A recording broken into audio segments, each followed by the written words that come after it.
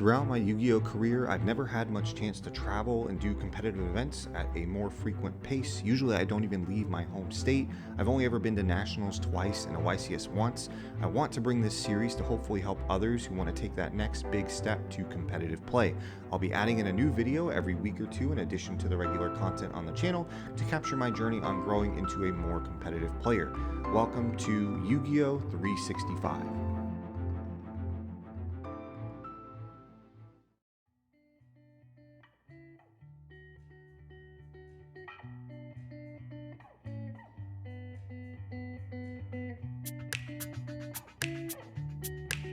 Alright, welcome everyone to the first episode of Yu-Gi-Oh 365. After taking a week to be with family last week, I really wanted to come back with a vengeance and quite strong for my content, and this is something I've been working on for quite a while, so I decided to launch the series first and just go ahead and do the profile later in the week. I'll be traveling and playing at a lot more events through this year. Right now, it's a little after 6:30 in the morning. We're just out walking Remy, getting ready for the day.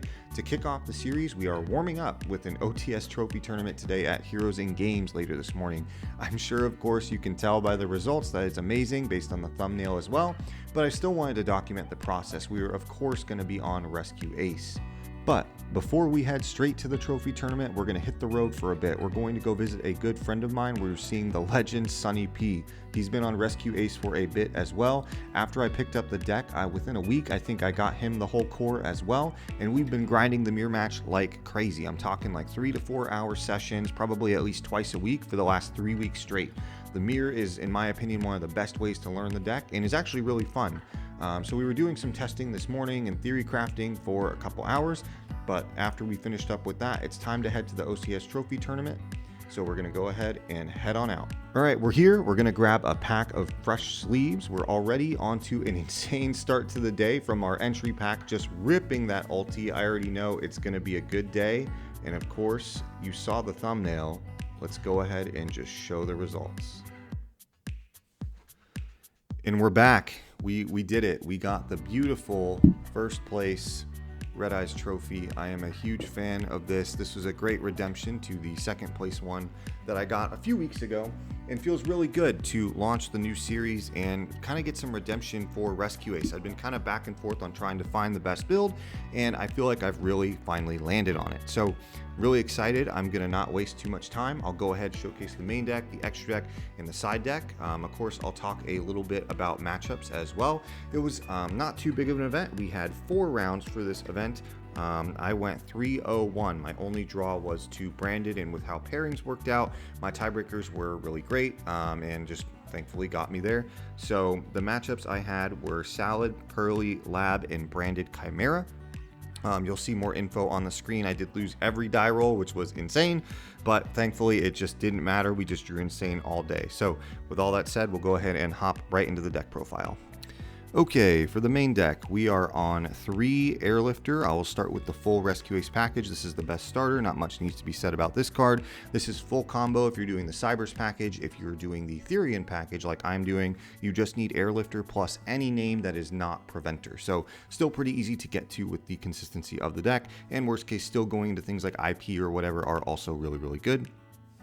After that, 3 Hydrant, your second best starter of the deck. I'm sure this will get better with maybe another 1 or 2 cards hopefully coming out in the near future. This deck still does need a level 2, which I'm hoping will actually be insane. But Hydrant is just insane. The fact that you can't target it or anything like that while you have another name on board is amazing. The MVP of the deck, I know people are sometimes back and forth on this, but I just love Impulse. The Impulse engine is just crazy. It lets you play on turn 0. There's no reason not to.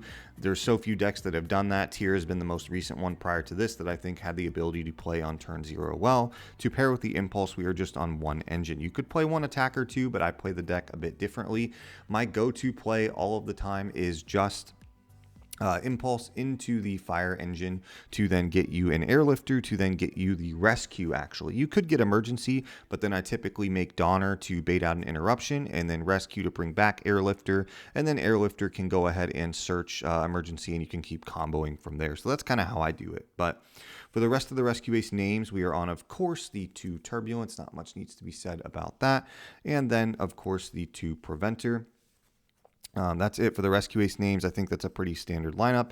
For the spells, it's about as standard as you can get, maybe for a few debatable things at the end, but we are on 3 emergency, 1 alert, 1 rescue, and then 1 contain and 1 extinguish. I'm not going too in depth for this one. I have a prior video here on the channel, the second place trophy tournament. If you want to see more explanation, definitely check that out. But that's it. I am not running the field spell. I do side it. I've just had bad luck with this. This has just been a card I've always bricked on. I've not seen it with combo, and it's just given me bad luck. But I do think it's still a necessary piece, especially dealing with grindier matchups or at bigger events, or events that just have more weight to them. So I wanted to keep it in some ways to kind of respect those kinds of, decks that just board wipe or whatever to be able to recycle what you need. So that's it for the Rescue Ace package. Again, this is a clean 40 card deck. For bridging into the non-engine, we are starting with the 1 Therian King Regulus. You can, of course, search this. You do search this as part of the combo. And then for general consistency, we are on 3 Pot of Prosperity and then 1 Reinforcement of the Army. That's your general consistency tools in the deck. Not much needs to be said there.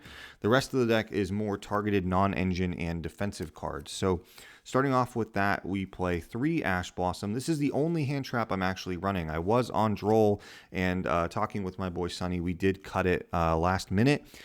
So yeah, it was just an interesting kind of back and forth. Droll was a card for me that for whatever reason was just my 6th card almost every round of every game, and I just got sick of it and I cut it. So yeah, but Ash is fine, great in a lot of different scenarios. And then I've bumped Fenrir up to 3. This card hard carries. This card solos boards. This card just forces interaction before you get to have to do your combo, which just makes things so much easier.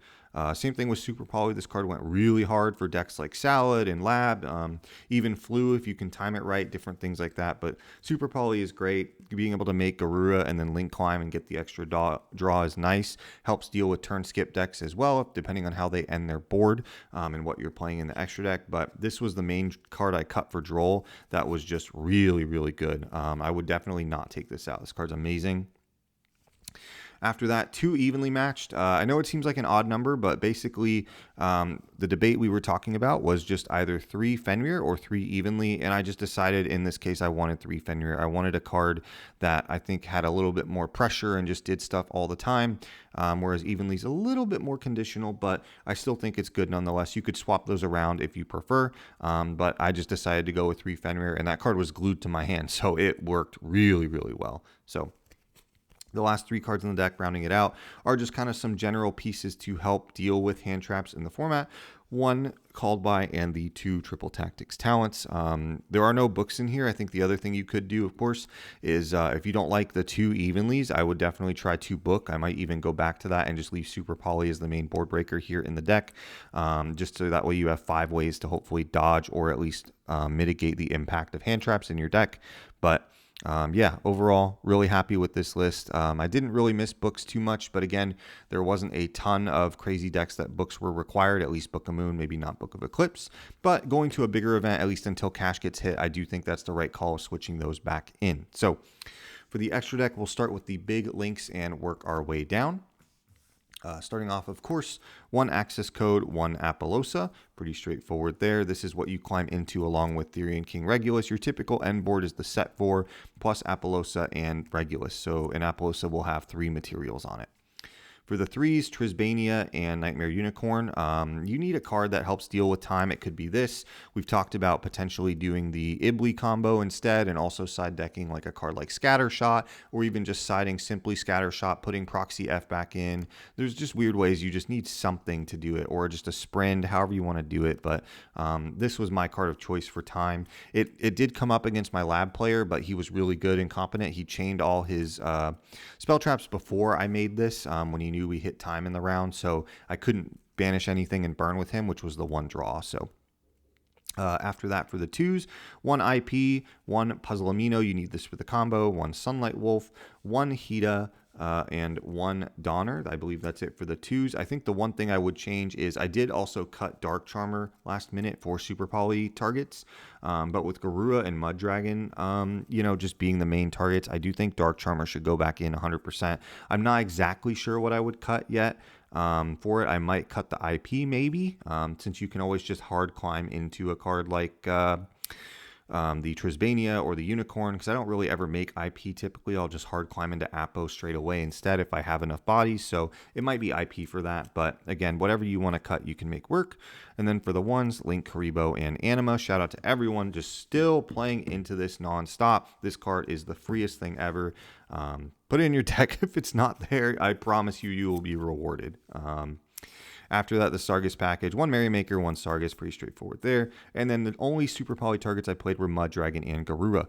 We talked about maybe Starving Venom or Dragostapelia, but these two were perfectly fine. At the end of the day, if they're having, like, you're playing against a dark deck anyway, you typically won't need either of those two. One of these two will be sufficient, so we just thought this was fine. But yeah, that's the extra deck. And then for the side deck, starting off with my favorite card again in this format is Contact C. I know a lot of people are probably questioning this, but I think the format has evolved to a point where people are no longer playing around it, kind of like when Nib bounces in and out of the format. Basically, Pearly, most of their extra deck is going to be 1 Anima and 1 Azalea, so if you give them this, there is no out to it that they have.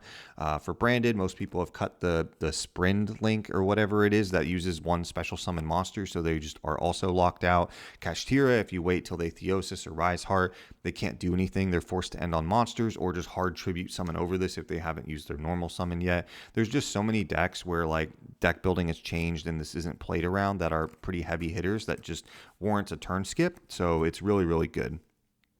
3 Ghost Bell, still need to respect certain things like the branded turn skip, different things like that. But yeah, this is just kind of an obligatory also for lab, things like that. Similarly, 3 Cosmics, just again, respecting those kinds of back row decks or floodgates, different things like that. Sometimes people will side weird things like Grave of the Super Ancient Organism or Summon Limit. Just you need something to deal with those kinds of things. Speaking of Summon Limit, we did side 3. This card is really good. I love this card. I think this is probably the best floodgate to side in the deck because I like that you still have the diversity then of using your extra deck. You don't turn anything off, but still can pretty much lock your opponent out because there were times where I'd goes in and then I'd want to climb into something and I really couldn't because it wasn't fire. You also need the ability to you summon a lot on your opponent's turn with Impulse and Engine and Reborn through Rescue and things like that. But you just needed a good floodgate. I also wanted one that did not conflict with Contact C, because if you goes in them, typically they're not going to have an Earth, so you can't Contact C them. So that's just a side note, but you want something like that. And then the last 3 cards are 1 Kurikara, 1 Rescue HQ, 2 Kurikara and the 1 Rescue HQ. Again, respecting decks like Pearly, things that have the towers, all that kind of stuff. And this is just such a blowout card. If you don't like the 1 random field spell in here, you could take this out and play a 3rd Kurikara. I was playing 2 Small World and 1 Kurikara, but I like having just the card itself. I don't want to rely on searching it. I just rather just draw it. So that's it for the main extra inside. A clean 40 cards, a first place OTS trophy tournament. Really excited to launch this series and get back into the game and just start doing a lot more competitive play. I'm hopefully going to the Kentucky Regionals next weekend, then the Ohio Regional, and then the Indy YCS. And I think I'm going to try to grind Rescue Ace for the entire thing. I'm committed. So with all that said, that's it for the video. I will see you all in the next one. Later.